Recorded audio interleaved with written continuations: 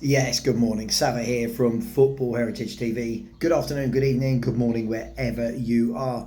Yes, so today we're going to talk about a couple of things that were talked about heavily yesterday. One is a story that kind of won't go away on an outbound from Tottenham Hotspur. And another one is a story that won't go away on an inbound for Tottenham Hotspur. So let's have a look at that. And of course, I'm talking about Emerson Royal. Emerson Royale, the guy that divides the fan base like most of the players we sign. And that's how you know you're not always signing top players, right? When nearly every player divides the fan base. And then also on the incoming side, you've got Toney, who lots of people are saying Spurs have bid for, but I can't really see a source that says that. Lots of people are saying that Spurs have had a bid rejected by Brentford and they're holding up for more, but I can't really see that. Other reports are saying that Spurs don't want him because he doesn't fit the age criteria. So we're going to look at that and have a look at the transfer policy and see what everyone thinks about Toney, really. Let's start with Emerson Royal. So Emerson Royal, we know there's been this ongoing saga. We know it. I mean, Romano's been reporting it for weeks and Ornstein's reported it and O'Keefe and Football London have reported this for weeks and weeks and weeks. It probably feels like months and years about Emerson Royal. Is he going to Milan? Now, apparently AC Milan want him. And first of all, my mates who support AC Milan, got a couple of mates in Italy who support Milan, they are saying, Sava, that we blame you for this. We blame you that we are going to sign Emerson Royal. Why? How far has our mighty club fallen that we want Emerson Royal as our right back? Now, listen, on a personal note, I won't go too deep into it, but on a personal note, I don't disagree at all. I think the day that an AC Milan, you think AC Milan, huge team, a global team, a giant of a team, one of the best teams that's ever played football in the world, the history, they're steeped in it, and they want Emerson Royal at right back? Well, that's up to them. All I know is their scout should be sacked immediately.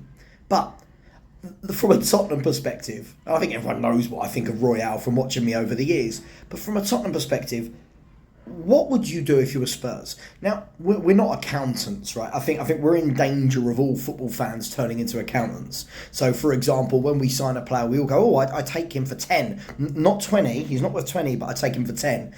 Now, I understand when the prices get astronomical, but I think when they're a bit lower, I think that's just short change for football clubs these days.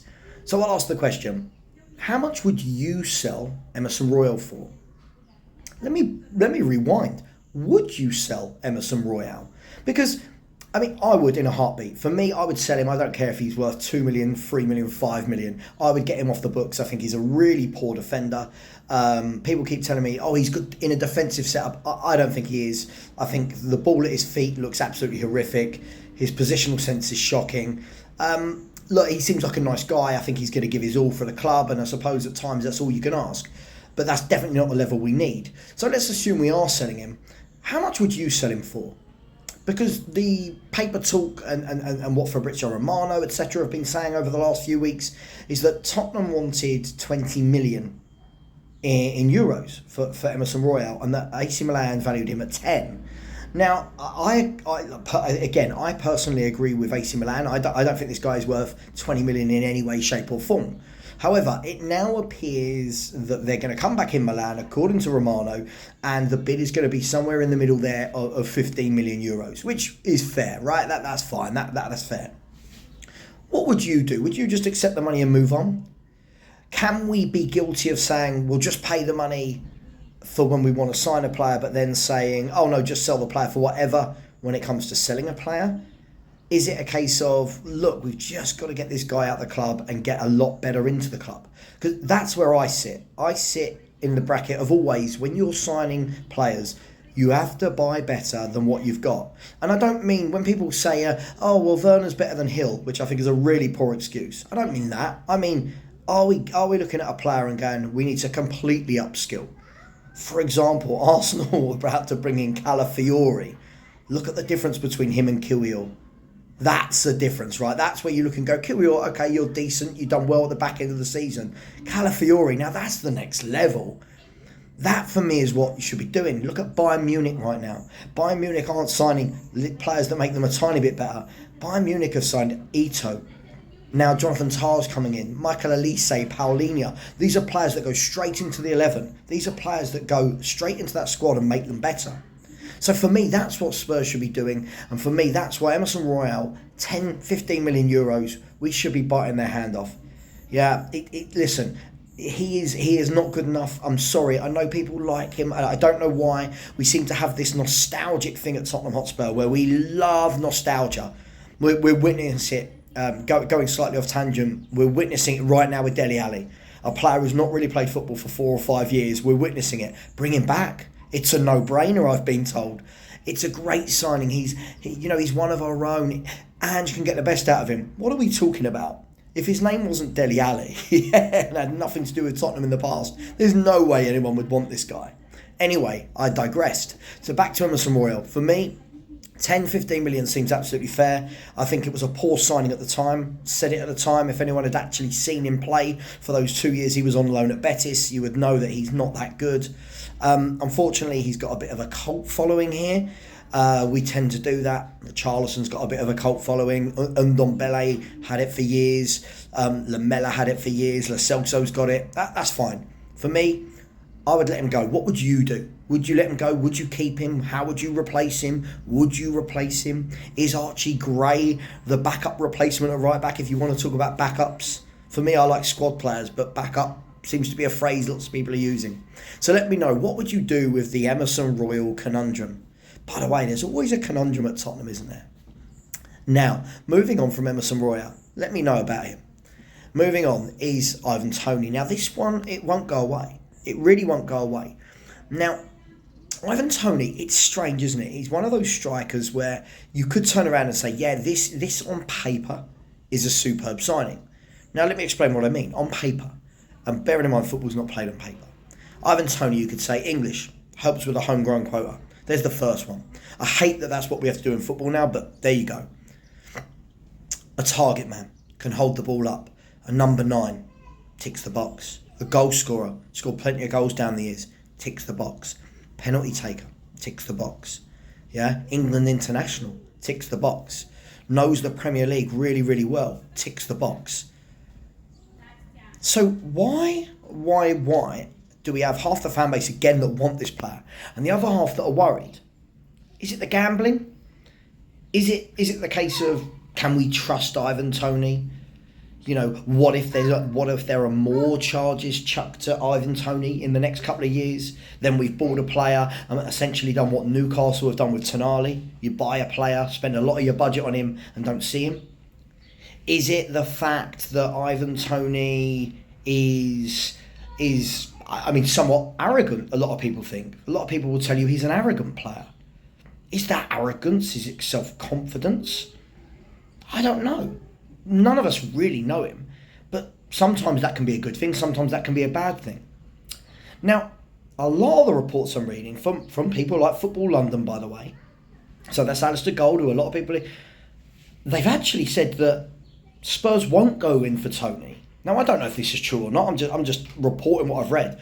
Some are saying we will go in for Toney, some are saying we have, and they've said we won't go in for Toney because of his age.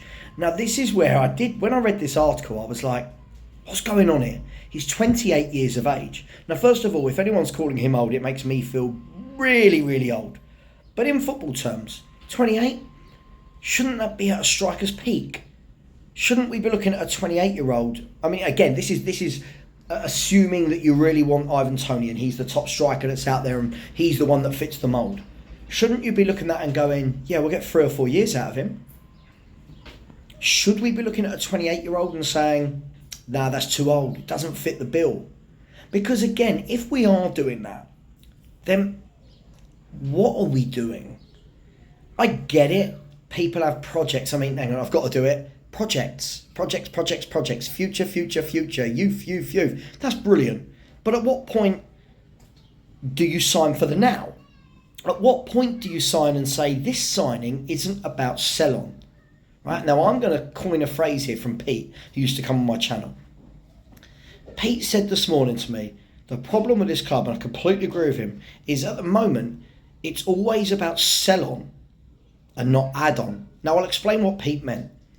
Pete was talking about sell-on is obvious. Sell-on is You bring in a player who's 18, 19, like an Archie Gray. He goes on to do really well, and if he turns into the world beater, we think you sell him to Real Madrid, Barcelona, Man City, whoever, for 100 million in a few years, right? And you go, wow, look at the sell-on, look at the money we've made. Or the worst case scenario is you make your money back. Yeah, it hasn't worked out, but someone else goes, all right, we'll give you the 30, 40 million we paid. Now, I'm not trying to sell Archie Gray, I'm just using him as an example here. But add-on and what Pete said is absolutely spot on. I can't take any credit for this at all. What Pete said was spot on. Add-on is, well, what does the player give you now? What does the player give you right now? If you're signing a couple of players that you know you've not got a lot of sell-on value, but they help you win things now. They help you grow to where you want to be right now. Yeah?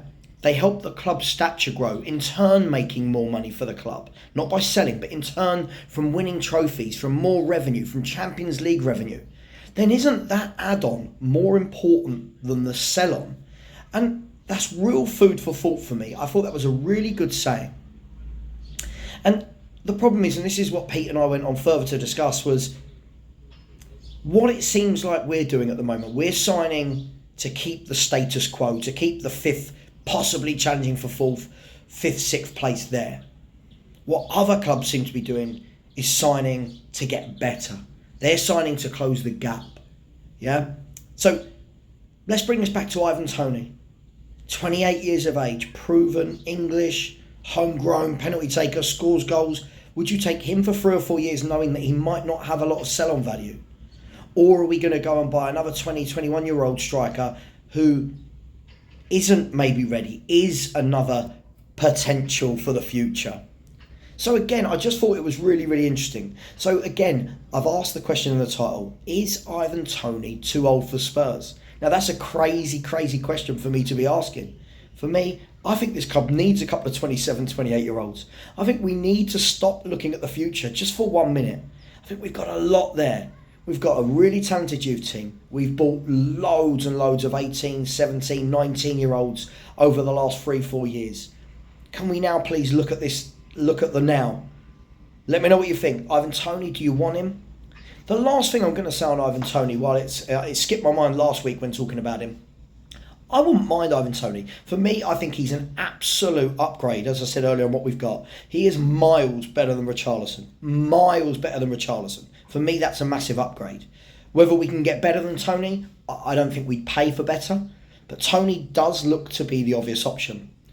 My only concern with buying Toney, and I know a few of you have mentioned it in my chat as well, is he thrives off crosses and the battle in the air as well.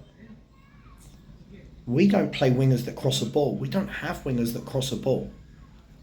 Could that be a concern? Would we adapt? Would he adapt? These are all just questions, remember? These are just questions. I'll leave it there. I'm going to go and enjoy my last day of sun on holiday before I come back tomorrow. Everybody, let me know. Keep it clean in the chat. So we've had some really good football debates in there lately. Let's keep it that way. Take care, everyone. And as always, come on, you Spurs.